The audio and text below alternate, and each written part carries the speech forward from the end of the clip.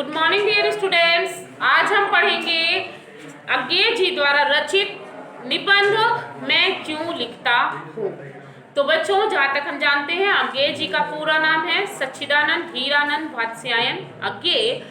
तो इन्होंने जो लिखा है मैं क्यों लिखता हूँ, आपकी पूरक पुस्तिका में इनके द्वारा लिखा गया पाठ है, जिस निबंध में ये बताना चाहते हैं कि ये खुद क्यों लिखते हैं। इन्होंने अपने लिखने के कारण को यहाँ व्यक्त किया है। तो निबंधकार ने उसका शीर्षक ही डाला है मैं क्यों लिखता हूँ। उन्होंने ये बताया है कि मैं क्यों लिखता हूँ, मेरे लिखने का कारण क्या है और वो क्यों लिखते हैं। तो उन्होंने इस पाठ में लिखा है कि मैं क्यों लिखता हूँ, यह प्रश्न बड़ा सरल दिखाई देता है किंतु यह उतना ही कठिन है। इस प्रश्न का उत्तर लेखक के निजी जीवन के स्तरों से जुड़ा हुआ है। इन सभी को उन्होंने लेखनी से नहीं बांधा जा सकता या सभी बात को लेखनी में नहीं बद्ध किया जा सकता है, सभी बात वो स्पष्ट नहीं कर सकते हैं। इनमें से कुछ को उन्होंने चुना है। निबंधकार स्वयं इस प्रश्न का उत्तर जानने के उत्सुक हैं कि वो लिखते हैं तो क्यों लिखते हैं, उनके लिखने का क्या कारण है। तो लेखक के अनुसार यह उत्तर तो यह है कि इसलिए लिखता हूँ कि स्वयं जानना चाहता हूँ कि मैं क्यों लिखता हूँ। अर्थात वो अपने लिखने का कारण यही बताते हैं कि मैं अपने लिखने के कारण को जानना चाहता हूँ कि मैं क्यों लिख रहा हूँ, इसीलिए मैं लिखता हूँ। तो इसे लिखे बिना इस प्रश्न का उत्तर नहीं मिल सकता। लिखकर ही लेखक अपने अंदर की विवशता को पहचानते हैं। कुछ लोग संपादकों से आग्रह करते हैं कि प्रकाशक के तकाजे से आर्थिक आवश्यकता के कारण भी लिखते हैं, अर्थात वो अपनी आर्थिक आवश्यकता की पूर्ति के लिए भी लिख सकते हैं। कुछ लोग उसके भीतर की विवशता को भी देखते हैं। भीतरी विवशता क्या होती है, इसे बताना बड़ा कठिन है। इसे बताने के लिए निबंधकार ने अपनी एक कविता की चर्चा की है। लेखक विज्ञान के विद्यार्थी रहे हैं, वह अणु और रेडियोधर्मिता के बारे में जानते हैं। हिरोशिमा पर जब परमाणु बम गिराया गया था तो उसके समाचार उन्होंने अखबारों में पढ़े थे। बच्चों, हिरोशिमा जापान का एक शहर है जहां पर परमाणु बम के द्वारा विस्फोट किया गया था। और विस्फोट में क्या हुआ था कि विस्फोट में लोगों की जो परछाइयां थी, जब बम का विस्फोट हुआ तो उनके शरीर के चीथड़े उड़ गए और उसके बाद उनकी जो परछाइयां थी, उनके शरीर, जिसके शरीर पूरे जा करके किसी पर्वत पर, किसी पत्थर पर टकराए तो उस पत्थर पर उनकी एक आकृति सी बन गई थी, इसकी एक छाप सी बन गई थी। तो उसी विस्फोट का उन्होंने वर्णन किया है और कहते हैं कि लेखक को जब जापान जाने का अवसर मिला तो लेखक ने हिरोशिमा भी गए और वह अस्पताल भी देखा जहां रेडियो पदार्थ से आहत लोगों वर्षों से कष्ट झेल रहे थे। इस प्रकार उन्हें प्रत्यक्ष अनुभव भी हुआ और अनुभूति भी हुई। अनुभव से अनुभूति गहरी वस्तु है और कम से कम लेखक के लिए। तो बच्चों, अनुभव अर्थात जीवन में जो उन्होंने सीखा था और अनुभूति, उन्हें खुद ही उस चीज को करने का अवसर मिला। उन्होंने खुद अपने जीवन में उस वास्तविकता को जाना और वास्तव में लेखक के साथ यह घटना घटित हुई कि अनुभव से, वो कहते हैं अनुभव तो घटित का होता है पर अनुभूति संवेदना और कल्पना की होती है। अर्थात उसके सत्य को जो वो अकस्मात सह लेती है वही अनुभूति है। वास्तव में जो लेखक के साथ घटित नहीं हुआ, लेखक ने हिरोशिमा में यह सब देखकर भी तत्काल कुछ नहीं लिखा क्योंकि अनुभूति जागृत नहीं हो पाई थी। एक दिन उसने हिरोशिमा में सड़क पर घूमते हुए देखा कि जले हुए पत्थर पर आदमी की छाया है। रेडियोधर्मी पदार्थ ने आदमी की तो भाप बनाकर उड़ा दिया, केवल पत्थर पर उसकी आकृति रह गई थी। इस प्रकार संपूर्ण घटना मानो पत्थर पर ही लिखी गई थी।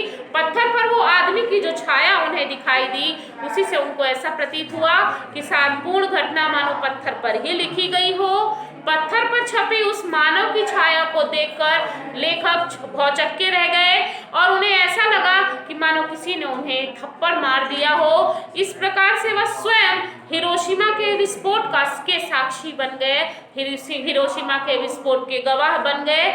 इसी कारण उसने रचना की विवशता उनके मन में जागृत हुई। वो कुछ लिखने की जो उनकी इच्छा थी वो उनके अंदर जागृत हुई और अचानक एक दिन लेखक ने हिरोशिमा पर ही कविता लिख डाली। उन्होंने पहले हिरोशिमा पर ही रचना कर दी और उनकी यह कविता जापान में नहीं, भारत लौटकर रेलगाड़ी लिखी गई थी। यह कविता लेखक की सच्ची अनुभूति है और लेखक ने इस कविता में अपनी सच्ची अनुभूति को बयां किया है। उनके द्वारा रची गई कविता कुछ इस प्रकार से है, जो 1959 में प्रकाशित की गई आरी ओ करुणा प्रभा में काव्य संग्रह में संकलित की गई, जो कि अज्ञेय की हिरोशिमा कविता है। हिरोशिमा कविता को हम देखेंगे।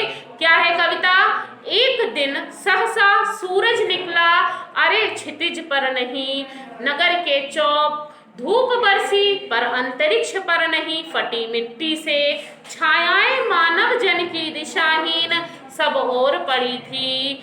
वह सूरज नहीं उगा था पूरब में, बरसा सहसा बीचों बीच नगर के, काल सूर्य के रथ के पहियों पर ज्यों अरे टूटकर बिखर गए हों दसों दिशा में। कुछ क्षण वह उदय अस्त केवल एक प्रज्वलित क्षण की दृश्य सुख लेने वाली दोपहरी, फिर छायाएं मानव जन की नहीं मिटी लंबी होकर, मानो ही सब भाप हो गए। छायाएं तो अभी लिखी हैं झुलसे हुए पत्थरों पर, उजड़ी सड़कों की गज पर, मानव का रचा हुआ सूरज मानव को भाप बनाकर सोख गया। पत्थर पर लिखी हुई यह जली हुई छाया मानव की साखी है। तो ये उनकी रचना है। इस रचना में बताया गया है कि एक दिन जो हिरोशिमा में विस्फोट हुआ था और विस्फोट के बाद भीषण तबाही हुई थी, तो क्षितिज, बच्चों क्षितिज क्या होता है? क्षितिज होता है वह स्थान जहां धरती और आकाश एक दूसरे को स्पर्श करते हुए अर्थात छूते हुए दिखाई देते हैं, उस स्थान को हम क्षितिज कहते हैं। तो जब सूर्य निकलता है तो सूर्य, जाहिर सी बात है, हमें क्षितिज पर ही दिखाई देता है, लेकिन उस दिन जब सूरज निकला तो वो क्षितिज पर नहीं, नगर के चौक अर्थात नगर के बीचों बीच के खूब भीड़ भाड़ वाले इलाके में सूरज निकला, अर्थात परमाणु बम का विस्फोट हुआ। तो ऐसा हुआ जैसे अचानक सूर्य निकल गया हो और धूप बरसी, धूप अर्थात उसी विस्फोट के कारण निकलने वाली जो ऊर्जा थी, तो उससे क्या हुआ, मानव जन की जो छायाएं थी वो दिशाहीन होकर, अर्थात किसी को नहीं पता था किस दिशा में जा रही है, जिधर भी विस्फोट हुआ उस जगह से वो इधर उधर अपने आप दसों दिशाओं में फैल गई, अर्थात उत्तर पश्चिम उत्तर पूर्व इस तरह से करके आपकी दसों दिशाओं में फैल गई। और वह सूरज जो तुरंत आया और तुरंत लुप्त हो गया, वह पूरब में नहीं उगा था, वो सहसा अचानक बीचों बीच नगर के बीच में चमका हुआ था। और ऐसा कि मानो सूर्य जो काल है वो मृत्यु के रथ पर सवार होकर, और क्या होता है, उसके पहिए मृत्यु के रथ पर सवार होकर आया है और उसके पहिए टूटकर इधर उधर बिखर गए हैं, दसों दिशाओं में बिखर गए हैं। और कुछ क्षण, कुछ ही समय का वो परमाणु बम जब विस्फोट हुआ तो उसी समय का उदय और अस्त होना, तुरंत ही उदय हुआ और तुरंत ही अस्त हो गया। उस दृश्य सोख लेने वाली अर्थात आंखों के सामने उस दृश्य को कभी भुला ना देने वाली, ना भुला सकने वाली आश्चर्यजनक उस दोपहरी को, जिसमें मानव जन की छायाएं नहीं मिटी अर्थात नहीं खत्म हुई। जब व्यक्ति कोई खड़ा होता है तो उसकी छाया सीधी होती है और गिरने के बाद जब वो गिरने लगता है तो उसकी छाया लंबी हो जाती है। तो इसीलिए कहा गया है छायाएं मानव जन की नहीं मिटी लंबी होकर, अर्थात कितने सारे लोगों की वहां मृत्यु हुई उसका कोई अंदाजा नहीं लगाया जा सकता है। इसलिए वो कहते हैं कि आज भी झुलसे हुए पत्थरों पर जो मानव की छाया बनी हुई है वो मानव जीवन की साक्षी है कि मानव का रचा हुआ सूरज, मानव के द्वारा बनाया गया वो सूरज अर्थात परमाणु बम, वो ही मानव को ही भाप बनाकर सोख गया।